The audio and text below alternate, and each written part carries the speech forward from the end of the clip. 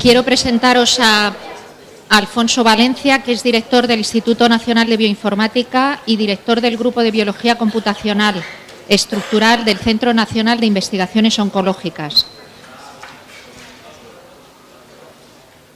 Es biólogo con formación en genética y biofísica, estudios que cursó en la Universidad Complutense de Madrid, obtuvo su doctorado aquí en la Universidad Autónoma en 1968 y trabajó como científico visitante en el laboratorio de la Cruz Roja en 1987 y realizó una estancia postdoctoral desde el 89 hasta el 94 en el laboratorio Z. Sander del Laboratorio Europeo de Biología Molecular en Heidelberg, Alemania. En 1994, Alfonso Valencia estableció el Grupo de Diseño de Proteínas en el Centro Nacional de Biotecnología, en el Consejo Superior de Investigaciones Científicas de Madrid, donde fue nombrado profesor investigador en 2005. Es miembro de la Organización Europea de Biología Molecular, fundador y antiguo vicepresidente de la Sociedad Internacional de Biología Computacional, donde ha sido chair de los tracks de Biología de Sistemas y Minería de Textos de la Conferencia Anual de Biología Computacional desde 2003.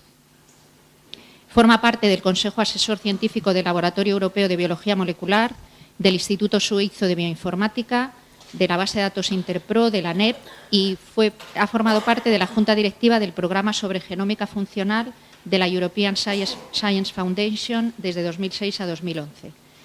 Es coeditor ejecutivo de Bioinformatics y miembro del comité editorial de varias revistas, entre otras de la Revista Europea de Organización de Biología Molecular. Nos va a hablar sobre la medicina personalizada como un problema biocomputacional. Muchas gracias. Bueno, buenos días. A ver si ahora funciona también.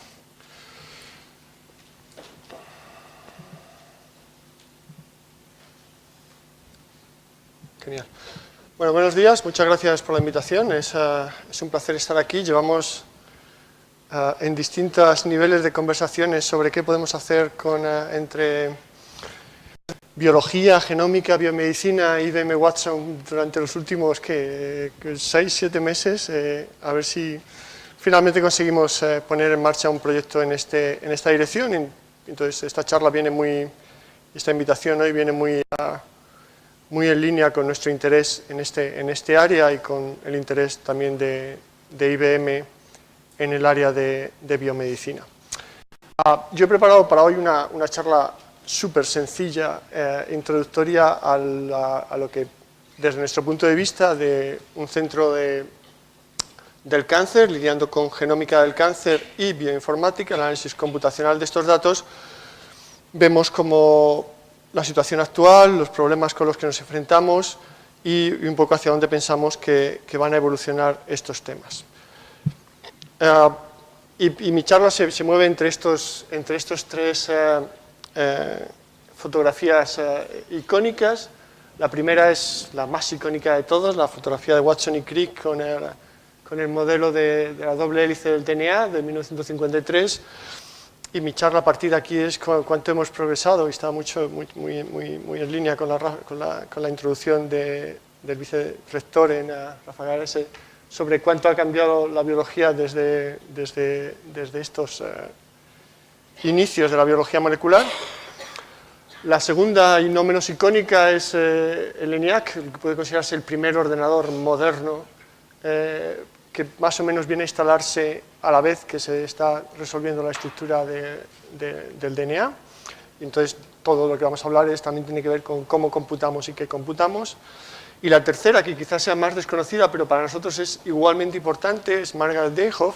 Margaret fue la precursora, la primera persona que se dio cuenta que esto de generar información en biología molecular iba a generar un problema considerable si no se organizaba propiamente, y creó la primera base de datos en aquel entonces, porque era más fácil secuenciar proteínas, la primera base de datos con información sobre la secuencia de proteínas, que en la época se distribuía en un libro, y cuando te llegaba el libro cada 6 meses tenías las nuevas secuencias de proteínas que se debían dar, y luego los libros eran más gordos, y luego empezaron a hacer discos, y luego etcétera, etcétera. Y para nosotros, como intentaré explicar durante la charla, es igualmente importante que la cantidad de información, cómo computamos con esa información y cómo organizamos esa información. La transición a la que se ha aludido antes, una forma de representarla en fotografías es esta. Las dos fotografías de arriba son dos factorías de secuenciación más o menos en la época en la que se estaba secuenciando el genoma humano. Cada una de estas era una máquina de secuenciación, cada una tenía asociado un equipo humano, un grupo de personas que preparaban los reagentes, preparaban los geles, preparaban, en este caso eran geles, pero bueno, preparaban el material, obtenían la secuencia, las analizaban y las ponían. Y la pinta que tiene es una factoría de coches. Esta es la versión moderna de este año de lo que son chips de secuenciación. La tecnología que está ya en fase beta, y hay quien ya tiene prototipos de estas máquinas de secuenciación, es esencialmente una especie de stick USB que se añade a tu teléfono, en el que puedes obtener cantidades de secuencias. No puedes secuenciar el genoma humano, pero puedes secuenciar grandes cantidades de secuencia. Entonces, el paso en los últimos 20 años, 25 años, más o menos es este tipo de tecnología. La biología molecular, como la biomedicina, como tantas otras áreas de la ciencia, están dirigidas dirigidas, es una buena palabra, por los desarrollos tecnológicos. Nos vamos a ocupar de genomas no porque sea quizá lo que quisiéramos averiguar en biología, sino porque es lo que podemos obtener ahora mismo más fácil y más rápidamente. La tecnología que ha evolucionado más rápidamente. Es posible que la tecnología de secuenciación sea la tecnología humana que avanza a velocidad más rápida que las telecomunicaciones, por ejemplo.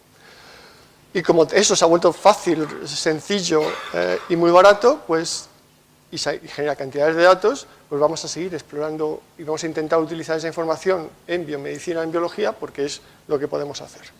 ¿Hasta qué punto avanza? Bueno, pues hay mil formas de representar estas. Estas son del NIH, del Instituto Americano de Salud. La de arriba representa cómo ha bajado el coste de las secuencias. Ahora mismo estamos en ese área de que más o menos secuenciar un genoma humano puede costar unos 1.000 euros, o dólares si queréis. Esto se ha vuelto una trivialidad en realidad. Secuenciar es muy barato. Vamos a ver secuencias para todo, no solo para los genomas humanos, sino cualquier cosa va a ser objeto de ser secuenciado porque es muy fácil hacerlo. Y si veis la televisión, lo primero que se pregunta a un investigador ahora no es dónde estaban los sospechosos, sino dónde está el ADN, porque con esto lo vamos a resolver todo. A la vez que, obviamente esto crea un problema, el costo de secuenciación baja mucho más rápidamente que el costo de computación. Computar sigue siendo un problema que no escala tan rápidamente como escala el problema de secuenciar. Esto nos hace que ahora mismo, si cualquiera de los cálculos, este es un paper de hace unos meses, comparando el desarrollo en cantidad de datos y complejidad de los datos en genómica con otras áreas. En este caso están comparando con astronomía, Twitter, YouTube. Las características son distintas, porque los datos son distintos, las cantidades son distintas, pero no son tan distintas, con la diferencia, y lo resaltan aquí, en que los datos que manejamos son, en el caso de la genómica, son tremendamente heterogéneos, y además son producidos de un modo muy distribuido. Esto lo hace más similar, por ejemplo, a Twitter o a otras redes sociales que a astronomía. Ahora mismo, cualquiera que se compre uno de estos chips o cualquier hospital en el mundo que se compre una máquina de secuenciación va a ser un productor masivo de datos. Esto supone una complejidad grande en cuanto a la logística, el análisis y también, obviamente, los problemas éticos asociados. Y estas dos características de poder producir datos en cualquier parte y producir datos muy heterogéneos son, junto a la cantidad de datos, son tan importantes como la cantidad de datos, digamos. El segundo plan, una vez que aceptamos este panorama inevitable para el futuro, la biología, la biomedicina, en los próximos años, hasta digamos, los próximos 5 años, digamos, va a estar dominada por la secuenciación. Vamos a tener secuencias en grandes cantidades para todo tipo de cosas obtenidas en muchos sitios de modo no centralizado, de modo desconectado. La segunda pregunta es cómo organizamos esa información. Desde los tiempos de Margaret Deinhoff hemos avanzado mucho en cuanto a cuál es la sistemática para organizar este tipo de datos.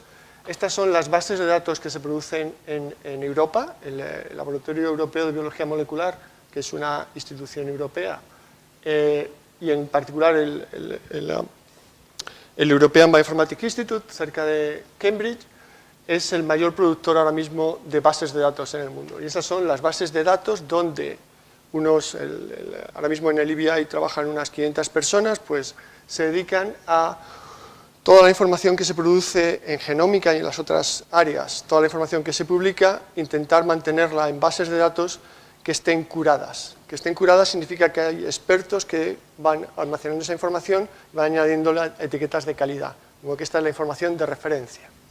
Y esto cubre todos los aspectos, intenta reflejar esta figura, todos los aspectos de la biología. Desde la literatura, a la que hemos citado antes, estos 20 y tantos millones de publicaciones que tenemos en el área de biomedicina, los genes, los genomas, las proteínas, las redes de interacción entre las proteínas, las estructuras de las proteínas, los compuestos químicos o los modelos que hemos desarrollado para entender las relaciones entre las proteínas, los compuestos químicos y las reacciones bioquímicas. Esta información es esencial. Esto supone un coste muy elevado porque pagamos a expertos y pagamos el mantenimiento de estas bases de datos y debe considerarse como una infraestructura científica europea. De hecho, se considera una infraestructura científica europea y ahora mismo está bajo el marco conceptual de algo que se llama ELIXIR, que es la European Life Science Infrastructure for Biological Information. Esto es el equivalente en nuestro lenguaje, en nuestra cultura, es el equivalente a lo que puede ser el CERN para los físicos de altas energías o pueden ser los microscopios, los telescopios del South Observatory en Chile. Es donde se produce la información verificada, certificada, es nuestra referencia.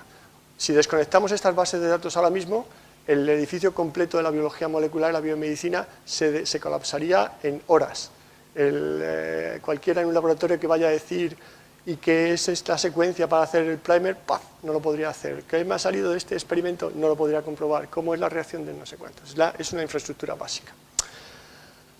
Y con esto estábamos muy satisfechos hasta hace unos pocos años porque esto es lo que necesitas, la referencia que necesitas para poder hacer tus experimentos y es caro y complicado, pero podemos mantenerlo. El problema es que las cosas van demasiado más rápido que todo esto. La biología ahora mismo ha pasado de ser esta clase de biología, es una clase adicional de biología, ha pasado de ser una tipo de ciencia muy manual. Cuando nos imaginamos a un biólogo molecular en un laboratorio, inevitablemente nos imaginamos a alguien con una pipeta haciendo pequeños experimentos y tal, y de hecho esto es una cosa que se tiende a repetir, cuando sale en la tele una entrevista siempre sale alguien con una bata haciendo un experimento con una pipeta y tal. Bueno, hay otra biología que ya no se hace así, que se hace sistemáticamente, con robots, de modo masivo y en grandes consorcios. Este es uno de estos grandes consorcios, es el consorcio ICGC, es el International Cancer Genome Consortium. Estos son 50 países que se han puesto de acuerdo con una inversión de entre 12 y 20 millones cada uno de ellos para secuenciar un determinado tipo de cáncer. En el caso de España es un tipo de leucemia, secuenciar 500 casos con 500 controles más otros tipos de ómicas asociados. Este proyecto ya está terminado, ya todos estos países, o la mayor parte de estos países y proyectos se han terminado, ya se han secuenciado estos 500 cánceres y 500 controles más todos los experimentos asociados, y ahora estamos en la fase que se llama Pan-Cáncer, y de hecho el próximo meeting es en Barcelona dentro de unas semanas, donde se ha hecho el análisis unificado y sistemático de todos estos casos, lo cual supone haber puesto a funcionar una red internacional que va a utilizar los mismos métodos para estar seguro de que se ha analizado de la misma forma todos estos cánceres y todos estos tumores. ¿Dónde están estos datos? Estos datos ya no están directamente en esas bases de datos que hemos visto antes. Estos datos están ahora en el repositorio propio de ICGC, que tiene sus condiciones de acceso, porque esto es información de pacientes y por tanto es información restringida, tienes que pasar un comité ético para poder acceder a ella, y están mantenidos en su integridad y en su complejidad en el repositorio de ICGC. Por tanto, vemos una convivencia en paralelo entre lo que antes considerábamos las bases de datos clave, centrales, anotadas, y estos nuevos repositorios esenciales. ¿Qué quiere decir esto? Esto quiere decir que ahora cualquiera que en su laboratorio esté estudiando cáncer de páncreas y tenga 50 pacientes que ha conseguido hacer el genoma, porque es un caso especial que ha tratado con un fármaco y quiere estudiar cómo ha evolucionado la expresión de sus genes, dice, esto está muy bien, tengo mis datos, pero ahora necesito ponerlos en referencia con todo lo que ha pasado aquí. Me pregunto, ¿hay otros cánceres de páncreas con los que tenga que comparar? Por supuesto que sí.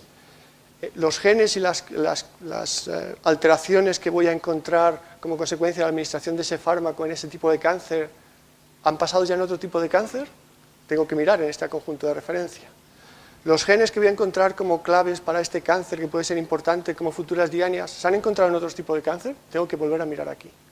Y además tengo que usar los métodos y procedimientos que se utilizaron en este proyecto si quiero poder hacer mis datos comparables. De modo que en este momento el problema de cualquier laboratorio, de mi propia institución, del Centro Nacional de Investigaciones Oncológicas, es que para cualquier experimento que hagas, tu referencia ya no es tu propia referencia, no es ni siquiera esas bases de datos en el IBI curadas, sino tus referencias son este tipo de datos que están en algún sitio almacenados en Canadá, que son complejos de analizar y de entender. Esto ha escalado la complejidad de cualquier análisis por órdenes de magnitud. No podía dejar de sacar. Este es el proyecto español, este es el Chronic Lymphocytic Leukemia, liderado por Carlos López Otín, donde hemos contribuido con yo considero una modesta inversión económica al mejor conocimiento que se ha obtenido acerca de esta enfermedad, tanto en forma de marcadores, posibles fármacos, pathways implicados, tipo de mutaciones relacionadas y demás. Otro proyecto de este tipo. Este es IHEC. IHEC es International Human Epigenome Consortium. Aquí nos preguntamos por otro nivel de complejidad. Estamos diciendo, bueno, vamos a secuenciar los genomas, vamos a mirar qué genes se están expresando. Y ahora, ¿por qué se están expresando distintos genes? Esta es una pregunta obvia. ¿Por qué en nuestro cuerpo tenemos distintos tipos de células y tejidos cuando solo tenemos un genoma, nuestro genoma propio? Bueno, porque hay una serie de marcadores sobre el DNA que hacen que en unos tejidos se expresen unos genes y en otros tejidos se expresen otros genes. Eso es la epigenómica. Estamos en el principio del conocimiento de la epigenómica. Conocemos algunas de esas marcas que se depositan sobre el DNA o sobre las proteínas que están relacionadas con el DNA que determinan qué se expresa en unos sitios y qué se expresa en otros sitios, que hacen esa señalización de se expresa o no se expresa. La biología no está completa. La biología es todavía una ciencia de descubrimientos. Hasta hace muy poco no éramos capaces de determinar estas marcas experimentalmente, de detectarlas. Pero a día de hoy seguimos sin saber todas las marcas que controlan la expresión de los genes en el genoma. De modo que aunque yo haga mi análisis ahora con los mejores datos depositados por IHEC, pasado mañana tendré que replantearme, volver a hacerlo, porque habremos descubierto otra nueva modificación que no conocíamos antes y que está influyendo sobre mis resultados. La dificultad del trabajo en biología molecular hoy en día es que es una ciencia de descubrimiento. No estamos al final, no vamos a tener la red completa de conocimiento y nos dedicamos a hacer nuevas conexiones. Estamos produciendo nuevo conocimiento todo el tiempo que altera sustancialmente cómo entendemos las bases de cosas muy importantes que no entendíamos antes. ¿Hasta qué punto esto se está complicando? Esto es de uno de estos proyectos, partes de IHEC, del Roadmap, proyecto americano del NIH, publicado a principios del año pasado. Es la primera vez en la que nos planteamos si cada tejido expresa un número distinto de genes porque tiene distintas marcas epigenéticas, vamos a obtener marcas epigenéticas de todos los tejidos. Y estos son de los tejidos de los que han tenido marcas epigenéticas. Por primera vez miramos el cuerpo humano diciendo, este tejido es distinto de esto a nivel genómico porque tiene estas marcas distintas. De nuevo, como en el caso del cáncer, si estoy estudiando la diferenciación de los tejidos y tengo unos resultados experimentales, tengo que volver sobre estos datos del consorcio Roadmap y preguntarme cómo se relacionan con estos datos. Genomas, genomas personales, esta ya está muy antigua, todo el mundo se ha secuenciado. De hecho, al cabo del tiempo descubrimos que en la carrera del genoma humano se había secuenciado un genoma público y un genoma privado en Celera, la empresa de Venter, y había sido su genoma el que se había secuenciado, ¿no? O sea, que él es uno de los secuenciados. Ahora mismo tenemos miles de genomas de personas secuenciados. Esto plantea un interesante problema, porque esos genomas son genomas sobre los que hay todo un debate ético sobre hasta qué punto pueden ser públicos, qué parte de la información puede ser pública. No afecta solo a las personas en concreto, sino a sus familiares, obviamente, y hay toda una historia muy interesante sobre las pros y contras del acceso a esta información y sus limitaciones. Aunque estamos hablando de biomedicina, ni que decir tiene que esto no es solamente verdad para el genoma humano, esto es verdad para el genoma de todas las otras especies, y en particular es especialmente interesante, diría yo, para los genomas microbianos. Este vuelve a ser Greg Venter, aquí en pantuflas, visitando el centro de Darwin en las Islas Galápagos. Este es su primer viaje con su barco. Greg Venter, aparte de secuenciar el genoma humano, su afición es viajar en su yate de 50 metros. Entonces, estos son los puntos en los que su primer viaje fue recogiendo muestras de agua del mar, concentrándolas, mandándolas a su laboratorio de secuenciación en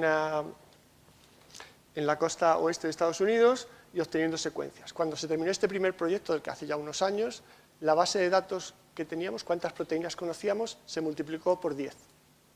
Los dos últimos proyectos, uno de ellos un proyecto español, Malaspina, y el otro un proyecto europeo, Tara, potencialmente van a aumentar el número de proteínas que conocemos en 2 órdenes de magnitud. Conoceremos, porque la biodiversidad marina es muy grande, y vamos a conocer 2 veces más proteínas como agentes principales de las funciones biológicas.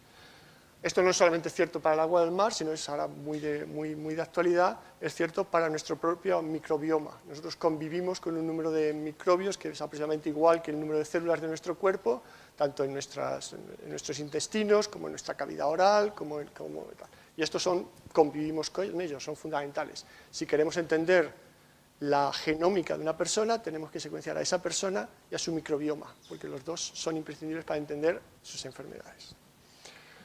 La genómica, como digo, va a llegar a todas partes. Yo uso esta diapo con frecuencia, esto es genómica recreacional. La que más me gusta es la última, que es la de eres un guerrero. Entonces te secuencian un determinado gen que ellos dicen que está relacionado con tu capacidad para ser más o menos guerrero. Y el comentario, que no se puede leer aquí, es, bueno, esto no es muy serio, pero es una gran conversación para un café o para un cóctel, ¿no? ¿Te has hecho el genoma y eres muy guerrero? ¿No? Y tal. La cosa no es tan de broma. Estas son las dos compañías que compiten ahora mismo por básicamente lo mismo: relacionar genómica con salud, incrementar tu longevidad o los años que vas a estar saludable. Una vuelve a ser Greg Venter, no es que yo sea un fan de Greg Venter, pero sale 3 veces en esta charla. Su compañía se llama Human Longevity Inc. Venden algo que se llama Health Nucleus, por unos, tal y como funciona ahora mismo, o lo que está en la web, no conozco a nadie que se lo haya hecho, pero por 30.000 euros te hacen un chequeo completo, te hacen un escáner, te secuencian tu genoma y tu metagenoma y te reúnes con una serie de médicos que te dan un estado de tu estado de salud. Yo no sé si esto es muy útil desde el punto de vista médico, pero como modelo de negocio es genial, porque una vez que te lo hayas hecho, ya has pagado los 30.000 euros, y si los tienes, querrás hacértelo dentro de 6 meses o un año para ver cómo ha evolucionado tu estado de salud. O sea que el modelo garantiza la inversión de 30.000 euros. Y la competencia es Google. Esto es 23andMe, que es la compañía que ahora mismo hace este tipo de análisis basados en marcadores. Tiene otra compañía que se llama Calico, exactamente mismo planteamiento: estudiar las características genómicas asociadas a la salud y no la enfermedad. O sea que no es solo genómica recreacional, sino que hay un negocio consistente basado en la genómica.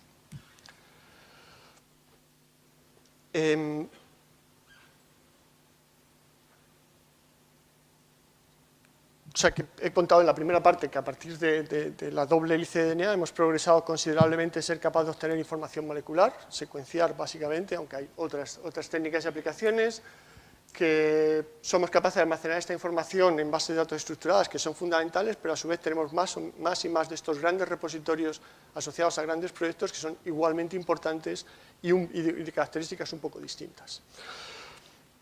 ¿Cuál es el problema con todo esto? Creo que ya lo he dicho, pero quiero insistir en esto: es que quizás hace unos años pensamos que esto iba a ser más fácil, porque bueno, secuenciamos genomas, vale, secuenciar el genoma humano. Ahora nos damos cuenta que esto no es suficiente, tenemos que secuenciar el metagenoma, tenemos que secuenciar la expresión, y las técnicas de secuenciación no han convergido, sino divergido. Ahora tenemos muchas técnicas de secuenciación que son experimentalmente distintas, que producen resultados experimentales distintos para responder a preguntas distintas. Y no voy a dar muchas secuencias, pero técnicas para encontrar qué proteínas, en qué regiones se unen las proteínas al DNA y pueden controlarlos, técnicas para ver qué genes se están expresando, técnicas para ver cómo se organiza la expresión en 3 dimensiones, para la expresión se controla en 3 dimensiones, controlar regiones, controlar qué está metilado, qué cambios ha sufrido el DNA, o secuenciar solo las regiones que se están expresando. Y todas estas técnicas requieren una complejidad experimental.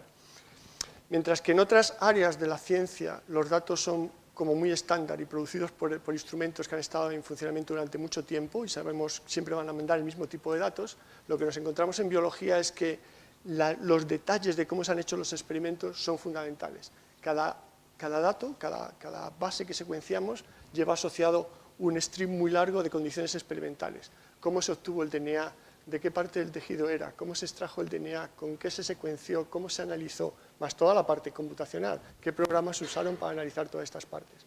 Entonces, esta complejidad de la información experimental asociada es algo que no puede olvidarse porque no podemos comparar experimentos si no entendemos la complejidad de los experimentos.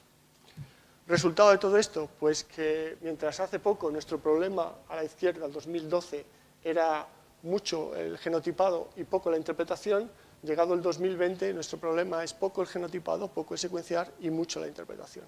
La interpretación de toda esta complejidad de los datos es ahora mucho más demandante que la propia generación de datos.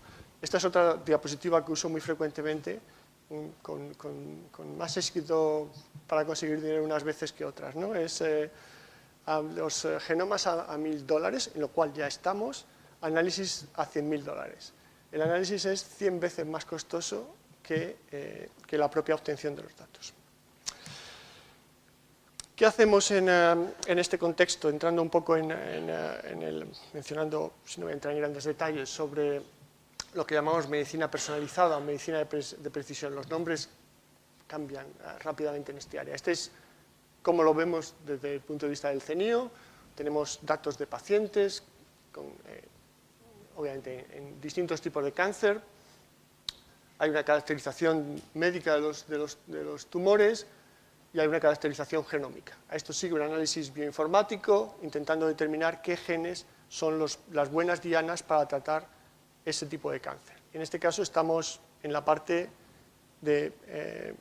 médica. Aquí no intentamos, el objetivo no es solo ganar conocimiento sobre el cáncer, sino es encontrar dianas que lo hagan factibles y encontrar en esta información genómica las posibles dianas, las posibles proteínas que puedan ser importantes en ese caso en concreto, encontrar los posibles fármacos que sean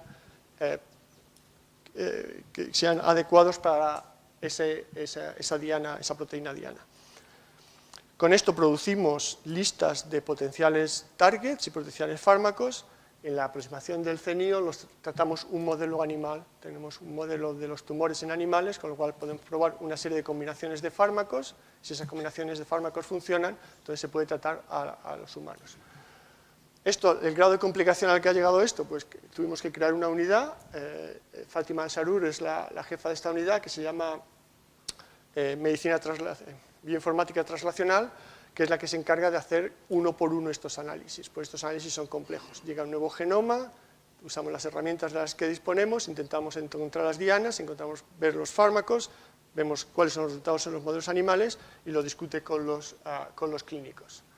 Y bueno, hay una serie de resultados que ya se publicaron hace un par de años y digamos que ahora mismo el CENIO está desarrollando un clinical trial, un ensayo clínico basado en comparar pacientes tratados sin esta información y pacientes tratados utilizando esta información, que es el estándar médico para este tipo de operaciones de desarrollar un ensayo clínico. ¿Qué hay por detrás? Por detrás hay cosas parecidas a las que hemos oído hablar en la sección anterior. Hay, obviamente, obtener los datos, las bases de datos, los repositorios de los que hemos hablado, secuencias de RNA, secuencias de otro tipo, mantener catálogos de esta información y mantenerlas al día, mantener los repositorios tanto de los datos como de los metadatos, las condiciones experimentales en las que se han hecho, y un sistema que analiza esos datos y hace las predicciones sobre esos datos. Y como también ya se ha mencionado esta mañana, pues todo esto está mantenido con técnicas de bases de datos no relacionales, con capacidades de análisis añadida y demás. De modo que el panorama en el que nos movemos para este tipo de análisis es las bases de datos core que habíamos mencionado anteriormente, conocimiento validado, digamos, todos estos otros proyectos, de los cuales solamente he mencionado dos, pero hay muchos más, que generan grandes cantidades de información y tienes que ir allí a entender cómo está y extraerla desde allí, y en el centro hay una estructura de bases de datos y sistemas de análisis para extraer la información. ¿Cuál es de nuevo, sin entrar en grandes detalles, qué pasos seguimos para analizar esta información genómica? La primera parte tiene que ver con análisis de los propios genomas. Lo que tenemos son, con la tecnología actual, lo que producen las máquinas de secuenciación son secuencias cortas, como las que Rafa Garese hablaba al principio, pues estamos todavía en ese orden de magnitud. Después de la tecnología ir y venir, seguimos secuenciando pequeños fragmentos de DNA, lo cual es una complicación grande porque tenemos millones de fragmentos que debemos de ensamblar para reconstruir un genoma completo. Entonces, una vez que logramos ensamblarlos, tenemos que encontrar qué lo hace raro, cuáles son las mutaciones. Encontrar esas mutaciones, ser capaz de decir, la base número 300 millones del genoma humano este genoma en concreto es importante, estamos seguros que está bien analizado experimentalmente, estamos seguros que es importante, es todo un desarrollo y hay una disputa grande por conseguir los mejores métodos para hacerlo, un desarrollo grande para conseguir los mejores métodos para hacerlo. Una vez que analizamos uno de estos genomas, nos encontramos con miles de mutaciones. Tenemos que preguntarnos cuáles de ellas son realmente importantes. Y ahí viene un proceso de filtrado. Nos preguntamos cuáles son las consecuencias de las mutaciones. No, esta no va a ser importante porque es una mutación muy frecuente en la población humana, pues aunque este individuo la tenga, no creo que sea importante. Esta mutación, bueno, creo que no es importante porque está en una zona del genoma que me parece que no está codificando para nada importante. Esta sí es importante, esta está en el centro de la capacidad catalítica de una proteína quinasa que sabemos que está relacionada con cáncer. Esta la voy a priorizar. Entonces lo que tenemos son métodos y algoritmos para estudiar de esas miles de mutaciones que nos diferencian a unos de otros, cuáles pueden ser importantes para ese caso de cáncer en concreto. Y no nos lo preguntamos a nivel de proteína por proteína, sino lo hacemos a nivel de redes. Lo que nos preguntamos no solo si esta mutación es importante, sino si está afectando a una función importante. Y ese análisis lo hacemos a nivel de redes o pathways. Decimos, este camino de señalización que me lleva en un proceso celular, desde el exterior de la célula hasta una función concreta, cómo puede estar afectado por estas mutaciones. Y esto es una parte fundamental de este tipo de análisis, lo que llamamos análisis a nivel de redes. Esta es la parte, digamos, de análisis. Si queremos que esto tenga valor clínico, tenemos que dar el siguiente paso, que es encontrar cuáles son los potenciales fármacos. Y aquí el problema se complica, tenemos esta mutación en este gen, que está en este pathway, en este camino de señalización celular, pero a lo mejor tenemos un fármaco contra una parte de ese pathway o contra un pathway que esté relacionado. Ahora tenemos una red completa de pathways y mutaciones y fármacos que intentamos relacionar. Y de nuevo ver toda una metodología para encontrar las relaciones entre los fármacos, los genes mutados o las consecuencias de las mutaciones en los genes y las funciones biológicas. Y finalmente, obviamente esto tenemos que hacerlo todo en un entorno colaborativo porque el propósito final es poder llegar a una sesión con los clínicos y decir, hemos encontrado en este caso en concreto estas mutaciones que pensamos que son importantes por esto, pensamos que están relacionadas con estos fármacos y tenemos estos datos, en nuestro caso, en los modelos animales. Y esto es lo que Fátima hace toda la semana con sus colegas, sentarse con los casos que han hecho y analizarlos de esta forma. ¿Cuál es la complejidad? Pues la complejidad, y tampoco voy a entrar en detalles, es que para cualquiera de estas etapas no tenemos el método. Nadie puede decir, esta es la forma de resolverlo, sino que tenemos colecciones de métodos que distintos grupos han propuesto y publicado y validado, que aplicamos dependiendo de cómo entendemos el problema y cómo son nuestros análisis, nuestros sistemas de análisis. No hay un consenso de cómo hay que analizarlo. De hecho, si hablamos de pan-cáncer, del análisis completo de todos los cánceres, se están haciendo, la primera fase de encontrar las mutaciones, se está haciendo con 3 sistemas distintos, porque hay 3 formas distintas, y al final va a haber resultado de 3 programas distintos que dicen qué mutaciones son importantes. Esa es la primera fase. Si multiplicas 3 por los siguientes, que van a haber varios, va a haber múltiples interpretaciones de cada uno de estos cánceres. Y esto continúa evolucionando. Obviamente, cada día se publican nuevos métodos y dicen, no, la forma adecuada de entender las consecuencias de esta mutación, nosotros trabajamos en proteínas quinasas, nuestro método para predecir proteínas quinasas, ahora lo hemos mejorado y ahora lo hacemos de esta forma. Cualquier pipeline tiene que incorporar el mejor método posible y hay toda una discusión sobre los métodos a incorporar.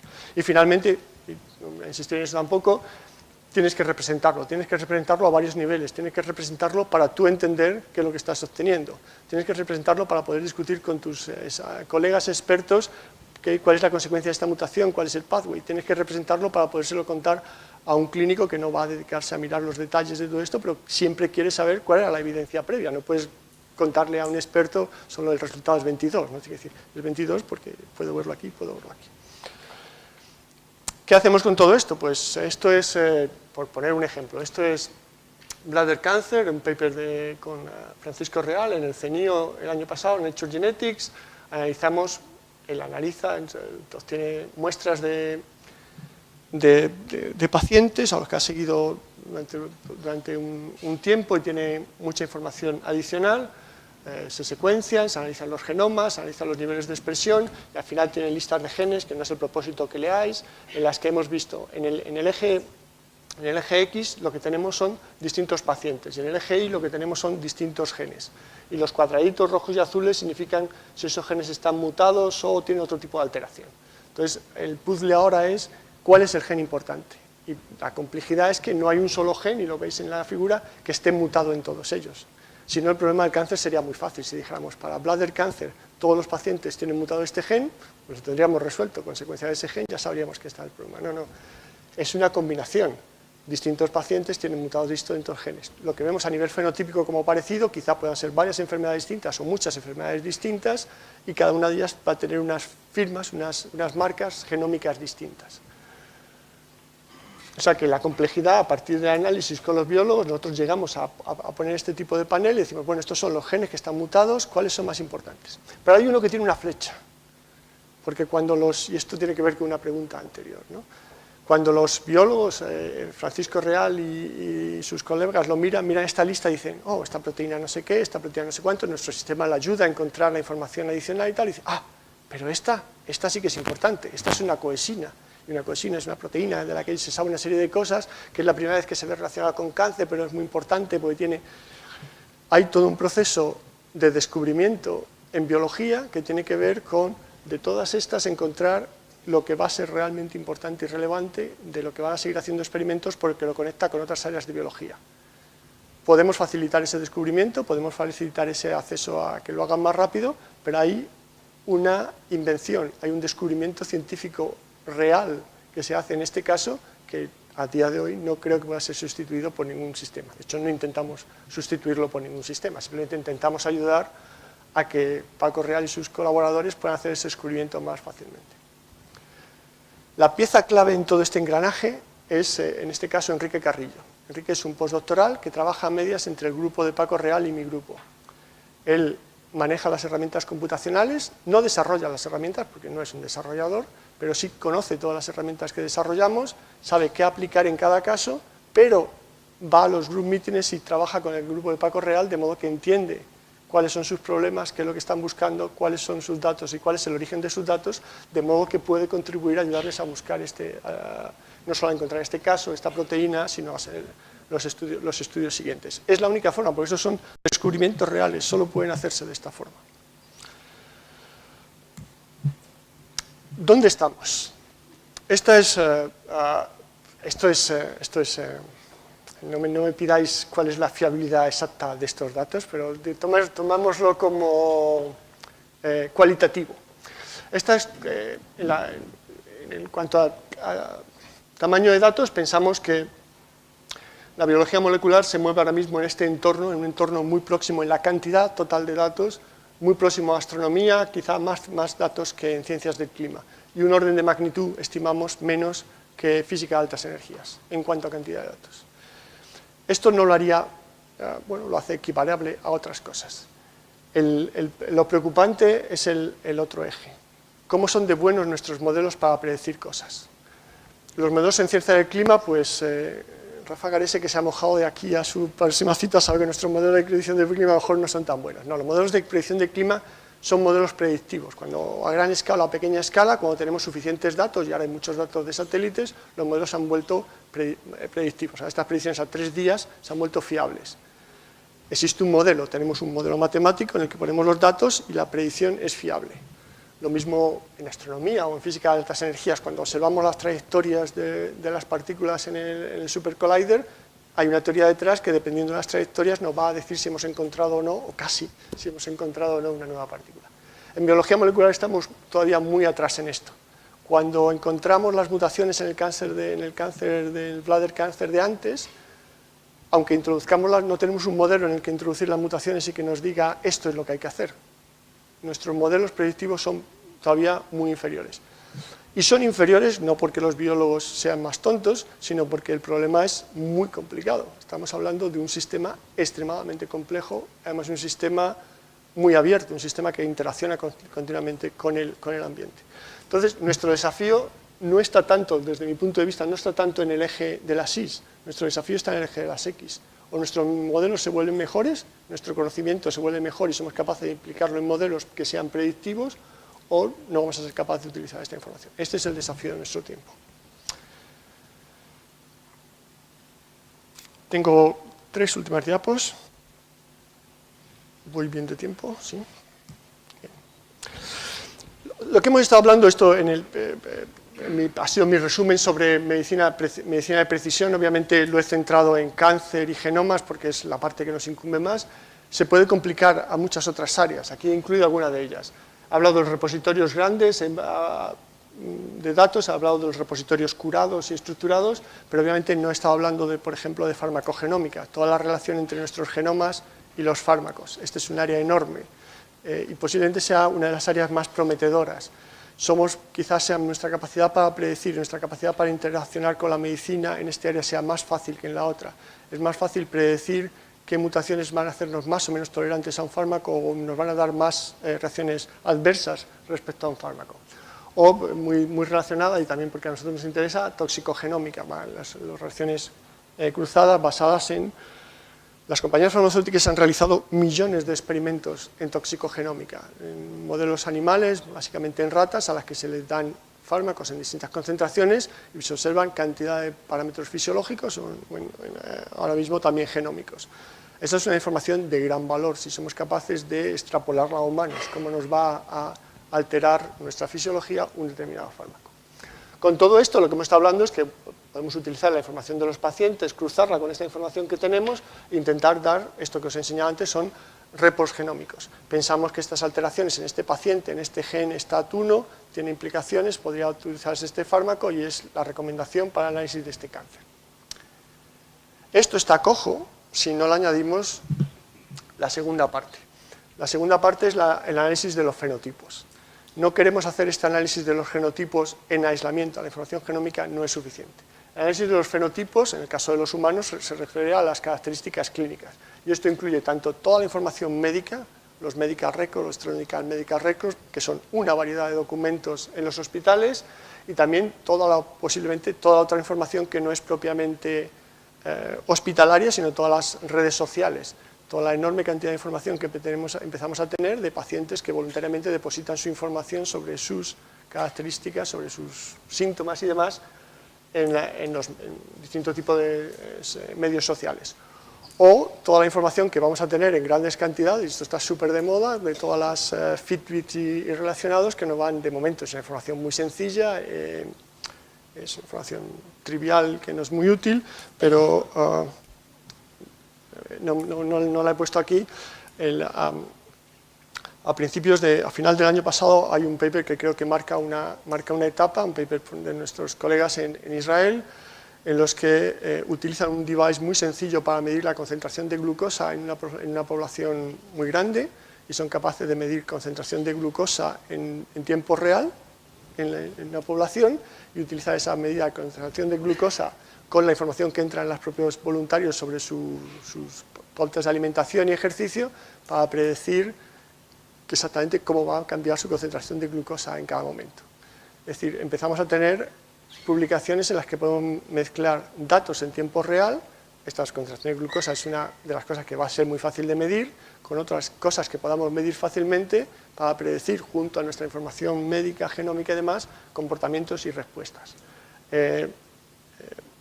Hay también alguien que se ha hecho muy famoso, Mike Snyder, en Stanford, que ha publicado una serie de papers sobre lo que se llama el yooma. Él se secuencia constantemente, mide sus características fisiológicas y se secuencia no su DNA, sino su RNA, su expresión y se hace proteómica y demás, y ha publicado papers muy relevantes sobre cómo van variando sus condiciones personales cada vez que tiene una infección, cómo suben y bajan. Esto es en buena parte el tipo de información que vamos a tener.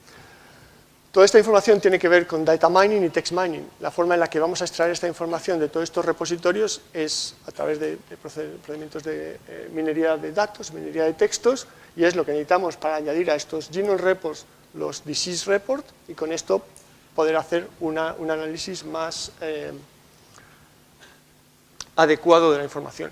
He incluido aquí el plan de impulso a las tecnologías del lenguaje porque parece que el Ministerio de Industria está dispuesto a financiar buena parte o una parte de la rama en rojo.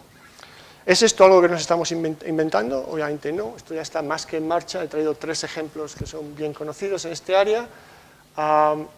Esta es arriba es la iniciativa del NIH, que es un proyecto que lleva funcionando ya varios años. Esta es la tercera ronda de este proyecto, se llama eMERGE, en el que, de nuevo, el propósito no es leerlo aquí. La parte izquierda, que no está en el globito, es el análisis de las características genómicas. La parte a la derecha es el análisis de los medical records. Y hay todo un desarrollo sobre lo que han hecho en este proyecto. La de abajo es la que está más de moda ahora mismo. Este es el proyecto del NHS, del Sistema de Salud en Inglaterra, sobre la secuenciación de 100.000 genomas, que es la parte de la izquierda. Esto está en marcha, el edificio enorme construido en el campo de la Wellcome Trust para secuenciar estos genomas. El edificio está hecho, los secuenciadores están en el edificio y ya se han empezado a secuenciar casos. La parte de la derecha es el acceso a la información clínica, los medical records, clínica, primary care, etcétera, etcétera. Y el tercero, que he traído aquí porque es otro que seguimos muy detalladamente, este es en Dinamarca. En Dinamarca tienen su proyecto de secuenciación de la población. Estos globitos y estas flechas son información sobre qué enfermedad, sobre una base de datos de unos 6 millones de informes clínicos, qué enfermedad va seguida con qué probabilidad de qué fármaco, que va seguida con qué enfermedad, que va seguida con qué fármaco. Cada una de estas son disease timelines, que nos dicen la probabilidad de una enfermedad a otra, mediada por los tratamientos que se han administrado por medio. O sea que lo que intentamos hacer de poner la información genómica en la información de los clinical records no es algo exactamente, no es precisamente una invención.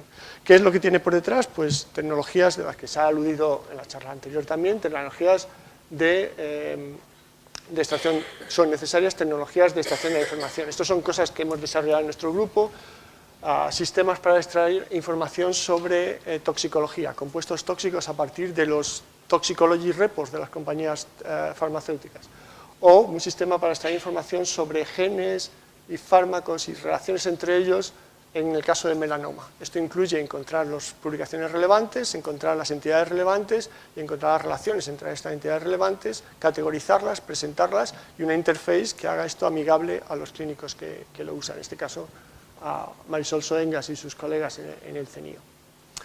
La última es parte de algo que se llama Biocreative. Biocreative es yo creo que es la más